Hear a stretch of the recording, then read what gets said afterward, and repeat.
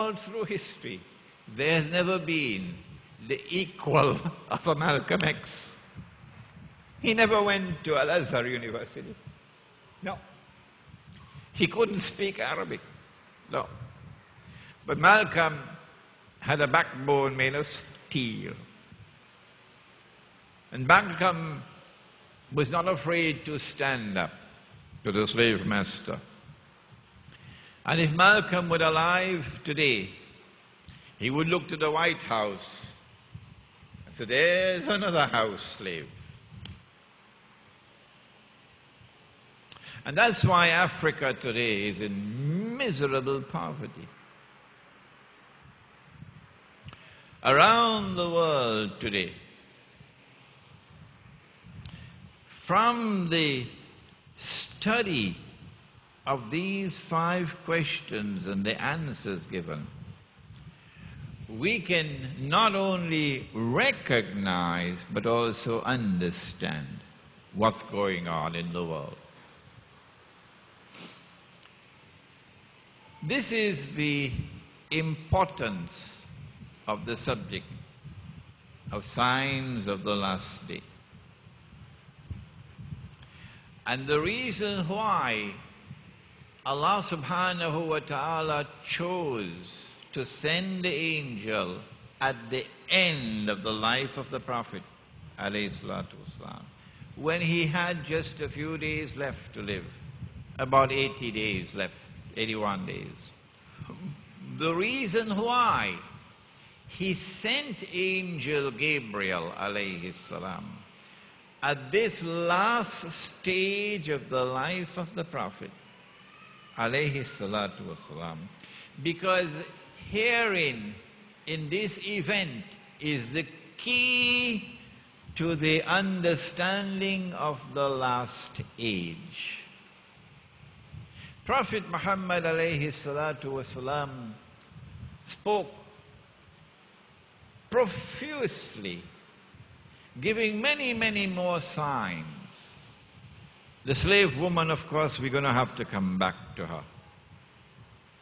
Why does she have to give birth to her mistress? Why not her master? And how can a slave woman give birth to one who is going to rule over her? It's going to tickle your intellect in this retreat.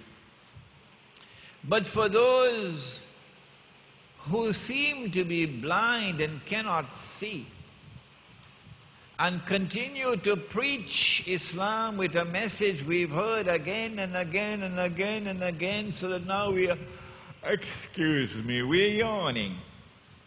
Oh, we've heard it already. But they refuse to touch this subject. We ask them, did he not say that when the last age comes, women would be dressed and yet be naked? Did you not hear that? When last have you gone to a shopping mall? Is that not here now? Women are dressed and yet naked? When the world is moving in that direction, you see which way I'm pointing. Women are dressed and yet naked. Tell me, what kind of intellectual acumen do you have that you insist that we must remain a part of mainstream society? Huh? No.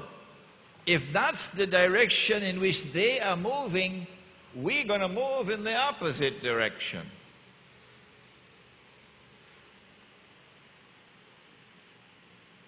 He said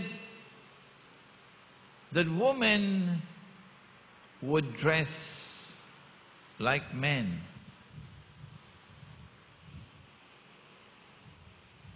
When last have you gone to the bank? Do you see them how they are now required to dress? There was a woman who was working in the Hilton Hotel in Port of Spain in Trinidad. couple of years ago. The manager, I believe, is a Muslim. But we're not concerned with him now. But Hilton Hotel decided that these are our rules, that you have, as a woman, to come to work dressed with a jacket and with trousers or with a tie. And she refused. She said, no, I don't want to dress like that. I'm a woman. I'm not comfortable with that. Do you have any problems with my work? No, no, no, you're a very good worker. We're proud of you. But unless you're prepared to abide by our dress code, we can't have you. It would be bad for the image of the Hilton Hotel for a woman to appear dressed like a woman.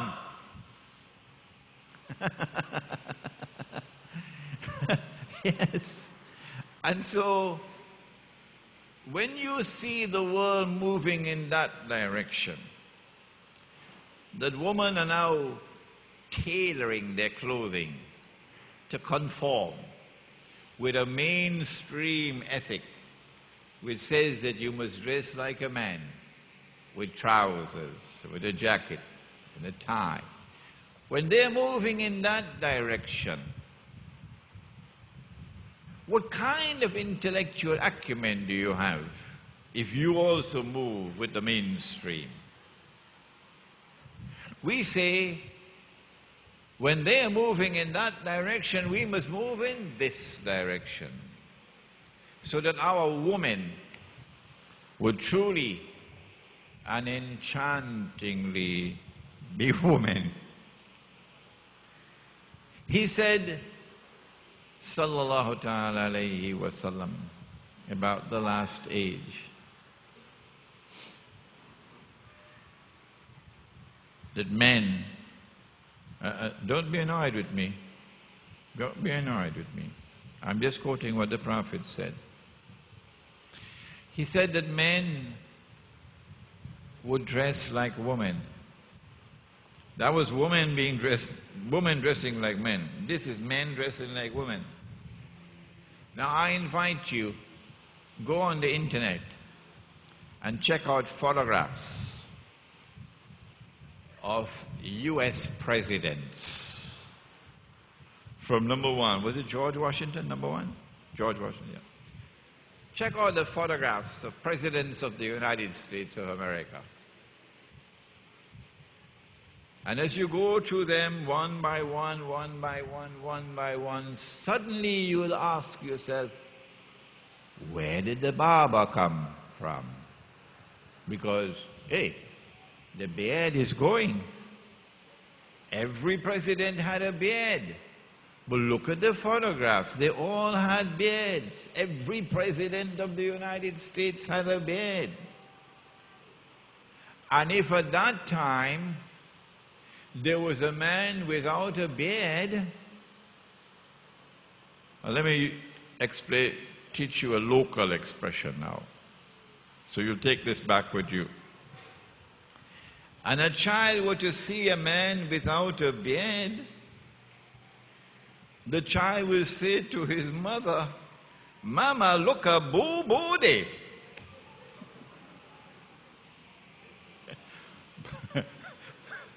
Mama, look a boo-booty.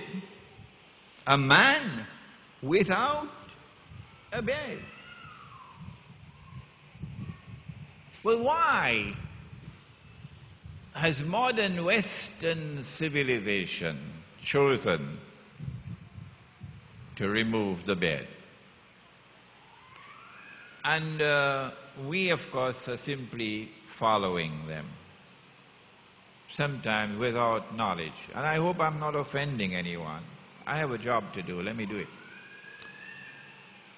The answer is that a man cannot dress as a woman and yet have a beard.